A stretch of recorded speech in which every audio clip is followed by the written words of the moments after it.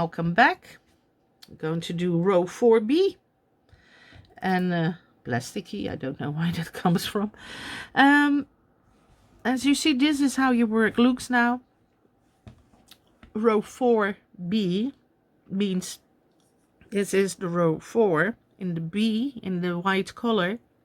This is not applicable. This is the pattern. And at the end it says turn your work, which we will do. So we're going to do row 4B. It already says inside stitch back, so this means this needs to go to the back. And as you see, I did my chain of 4 already. If you didn't, if your stitch marker is here, chain 4 or 3 depending on your tension or on how wide you want this. Some people find this too wide, but I don't want it pulling. So I take my stitch marker out and I pick up my yarn. So I made my inside stitch back already.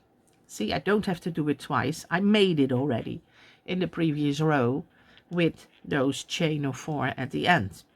So we start with the 2 front. Yarn over. It's a little dig. It's again, you need to go in the front. So you need to go through that blue window. See, through that blue window, and then get those 2 loops and pull it to your side and not the other side, and make this in front of the blue yarn.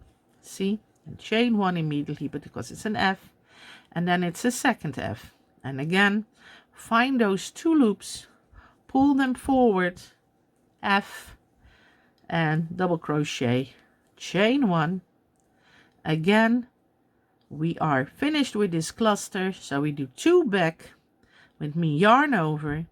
Now you tilt your work a little bit because we need to work in the back. You find that double crochet and you find those 2 loops and you do 1 and 2 in the back. See, I chain 1 between all double crochets, don't forget them. I just go a little bit faster. Now it's 1 in the front, and you see you don't have anything in the front, so where does it go? It goes through that window. See, because this is occupied, that window, this window is occupied, this one is still free, and you can see that white yarn peeking through the window. So you go through that window, then find those 2 loops, pull it to the front of the back of your work, the front of the back of your work. Now that is confusing, but pull it to the front, make your double crochet and chain 1, and you made your 1 front. See, and it's not touching that blue, it's interlocked. See, it's meshed together. This blue part alone is called a trellis, and this white part alone is called a trellis. If I would pull my white yarn out, you know, just pull it out, I would only leave with double crochet plus 1 pattern. See, I only would have the netting of the blue. If I pull the blue out, only would have the netting of the white. So you mesh it together. You don't crochet in it. You mesh it together. You don't touch the other color. And then we're going to do 2 in the back. 1. And the second one again, 2 behind the blue yarn. The white one goes behind the blue yarn. And 2 in the front, again over. We're going to work in front of that blue yarn. There.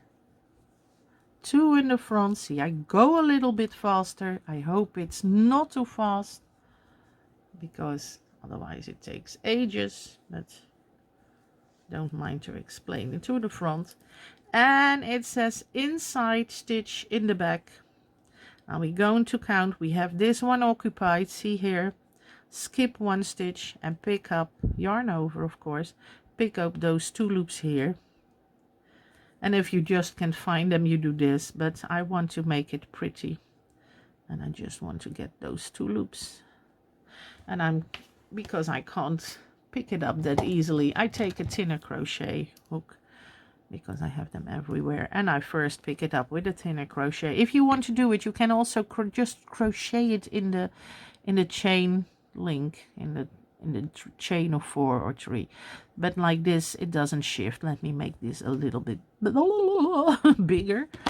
I hope it fits now, because this is a thick hook, and I took a thicker hook so I can show you how this works better. And I'm using my nails again. I tilt it over, struggling, and I got it. See, I got the 2 loops there. I got my 2 loops, sorry, there, and I make my double crochet and immediately chain 4. 1, 2, 3, 4. My sister Fanny always chain 3. I always chain 4. I did it from the start. I like it better. It gives a little bit more stretch on the side, otherwise it feels too tight for me. There, and we finished our row. Not yet, because at the end of this row it says turn your work. So we're going to do this accordingly. We're going to turn our work. There. And we turned our work. And look, there is the pattern appearing. Isn't it a pretty picture? I love to do this. Okay. Well, I will see you back for the next row, and otherwise not. But if you want to follow me and join me for row 5A, just click on the next link. Thank you.